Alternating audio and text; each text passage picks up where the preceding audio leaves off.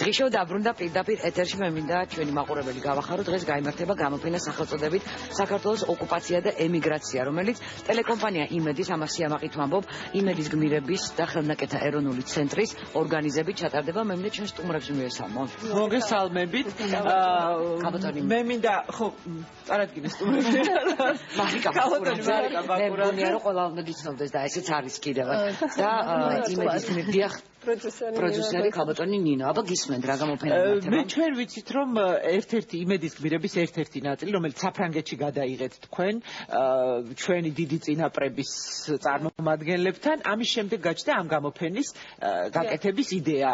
ასე იყო. აი ჩვენი ფონიც ამაზე მეტყველებს ეს ულამაზესი ძველებური და ქართული ტანისამოსი. ეს არის გენერალ გიორგი კვინიტაძის მუნდირი, სამხედრო მუნდირი. ეს ორივე მისი პირადი არქივიდან დაცულია რომელიც უკვე საქართველოსშია ჩამოსული და ხელნაწერთა ეროვნულ ცენტრშია დაცული. ეს ყველაფერი სტუდიიდან მე გადავა რა თქმა უნდა დღეს ქარვასში გამოფენაზე. აბა ეს მცირე ჩამონათვარია იმ ექსპონატები და რასაც დღეს ჩვენ ვნახავთ, ხო? მოდი თვითონ იდეაზე ნინო მოყვეს. მე ექსპონატებს წარმოგიდგეთ, რაღაცა მოტანილი მაქვს.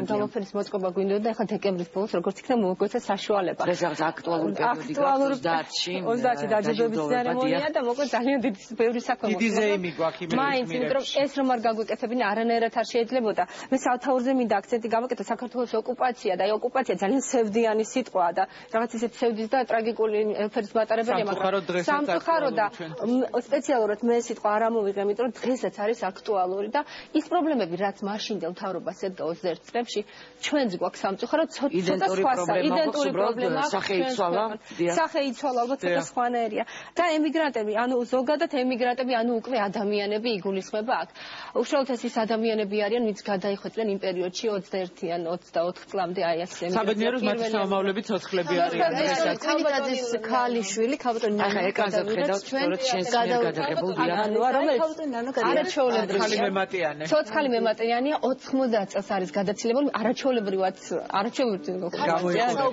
თანის ძველი სიტყვები აქვს შენახული თავისი დისკორდს მიყვებოდა ეს არ მავიწყდება და მიისხსნის რომ პირისფერი კაბა ეცვაო რომელია პირისფერი ახლა ვიფიქრე რა არის და მე ფოტოებზე მივხვდი რომ აი კანისფერი ანუ აი ასეთი სიტყვებით ლაპარაკობს წარმოიდგინე ძველი ქართული ლიტერატურა ნანო როდესაც წაიყვანეს საფრანგეთში ანუ ემიგრაციის დროს 6 თვის იყო მამამისმა ის პასპორტი ქართული შეინარჩუნა დღემდე ქართული შეინარჩუნა მისი უფროსი დები აღარ არიან ცოცხლები მაგრამ ის არის მისი ოჯახი ზოგადად იყო რაღაც კულტურის ცენტრი ფრანგების ქართველების ემიგრანტების და ძალიან საინტერესო ზოგადად მისი სახლი ძალიან დიდი ლევილშია ეს არ არის ლევილში.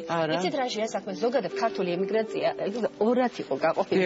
ისინი ვინც ლევილში ლევილ ასე უძახოდნენ ლევილს, ის არის პარიზთან ახლოს, პარიზის გარეუბანია და ეს არის შატუ. ესეთი დაბა, პარიზთან ახლოს არის შატუ. თვითონ ნანო მოყვა რომ როდესაც დავჯექით რაღაც ტრავმაის მაგვარი მატარებელი იყო, დავჯექით იქო და წავედი და სადამდეც მივიდა ბოლო გაჩერებაზე ჩამოვედით და იქ დავსახლდით. ეს იყო შატუ და დავსახლდით. ეს იყო შატუ და ეს არის ეს. ამდენი წელი ცხოვრობს მანქანით დადის 90 წლის არის ხო? მოკლედ როგორ არის რომ მის სახში არის ძალიან დიდი ნაწილი რა თქმა უნდა არქივის დარჩენილი რაც გადავიღეთ თვითონ უვლის ყველაფერს ამიტომ გადავიღეთ თავარი მიზეზი და ნაწილი არის ჩამოტანილი რომელიც ხელნაწერთა ეროვნულ ცენტრს აქვს ეს მუნდირები და კიდე ბევრი რამ რაც დღეს იქნება გამოფენილი მაგრამ ამასთან ერთად კიდე ვეცადეთ გაჩვენოთ რაღაცებს ვეცადეთ რომ გამოგვეფინა სხვა ისეთი რამ რაცაც პირველად ნახავდა ქართველი ადამიანები ძალიან დიდი მადლობა მინდა უთხრა მიხეილ ქავთარაძე ასევე დიდი ემიგრანტის რომელიც სიცოცხლეში დაბრუნდა საქართველოში 2000 წელს და აქ გარდაიცვალა 100 წლის ასაკში და მისმა ოჯახმა ძალიან საინტერესო ნივთები მოგვიტანა მეთანამებს გამოვფენ აი ეს არის მაგალითად პასპორტი დავინახე მე ყველაფერს გაჩვენებთ ეს არის 1933 წელს პარიზში ქართულ ენაზე დაბეჭდილი გაზეთი თეთრი როგორი შენახულია საოცარი ხო აი ქაქუცას ფოტოთი სწორედ მე მგონი რაღაცაში უნდა ჩადოთ ეს კი ესენი ყველაფერი აუცილებლად დაცული იქნება ხა ძალიან ცუდად ვეპყრობ მაგრამ ხა ტელევიზიაში სხვანაირად არ გამოვიდოდ არჯერტი გასაკვირია რომ ამდენი წელი მან შეინარჩუნა საყებავი პიგმენტი ის არ არის გახუნებული და ქაღალდი არ არის დახეული ეს არის ბეჭედი და სტამპი ეროვნულ დემოკრატიული მოძრაობის პარტიის ბეჭედი და სტამპი და ესეც აუცილებლად იქნება გამოფენილი აი ესე დავიწყო. პასპორტი მიხეილი ქავთარაძე. ანუ მიხეილ ქავთარაძის. იმიტომ რომ იქ მათ არ მიიღეს საფრანგეთის მოქალაქეობა. საქართველოს რესპუბლიკა აწერია პასპორტს. აი ასე ავტონომია ქონდათ პატარა და თავიანთი პასპორტი ქონდათ და პასპორტთან ერთად პარტიის ეროვნულ დემოკრატიული პარტიის საწევრო გადასახადის წიგნი. შეიძლება რომ ნახო? კი, როგორ არა. ეს დრამის მე ალბათ სიმსხურებაში მეტი ფულები არის ძალიან საინტერესო, იმიტომ რომ აქედან რომ წავიდა მთელი ეს ემიგრაცია. ბანკნოტები, აი ესე დაასტათ, ქონდათ წაღებული, ეთქო მაინც იმის იმედად რომ დაბრუნდებოდნენ თუ არ ვიცით. ეს ქართული ფულია. ნანული საქართველოს 21 წელი. საქართველოს რესპუბლიკის ბონი აწერია. რა მაგარია. ძალიან საინტერესო და ეს კიდე მთელი ფოტო 5000 მანეთი. ნეტა რამდენი იყო საწევრო გადასახდელი, იმიტომ რომ აქ არ არის დატანილი თანხა. ეს საწევრო მოიცავს 49 წლიდან 53 წლის ჩათვლით ალბათ ამ პერიოდში. რა საინტერესო წარწერა არის. ბატონი ბ მიხეილ ქავთარაძეს მოქალაქეს საქართველოსას ოჯახობა აწერი. აი ხოდები. არაჩვეულებრივი რა. ანუ არანაირად არ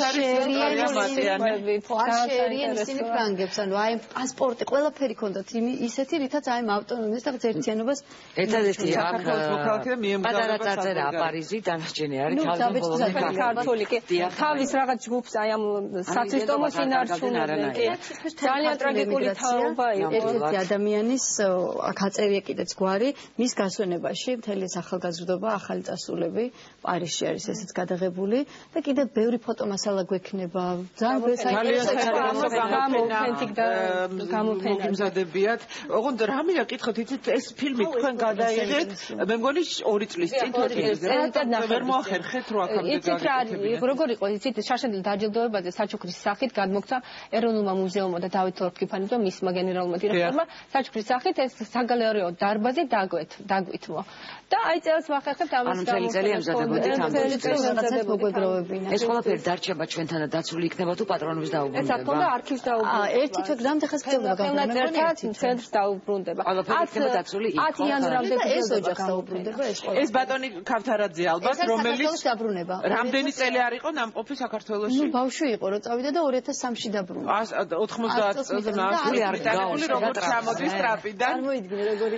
ესაც ძალიან საინტერესო, იმიტომ რომ თითქოს ახლა კვინიტაძის ამბავი ცალკეა, ქავთარაძის ცალკე, მაგრამ ისინი მაინც ერთმანეთთან კავშირდებოდნენ. აი ეგ მაგალითად მიხეილ ქავთარაძე კვინიტაძის ქალიშვილებთან ერთად არის.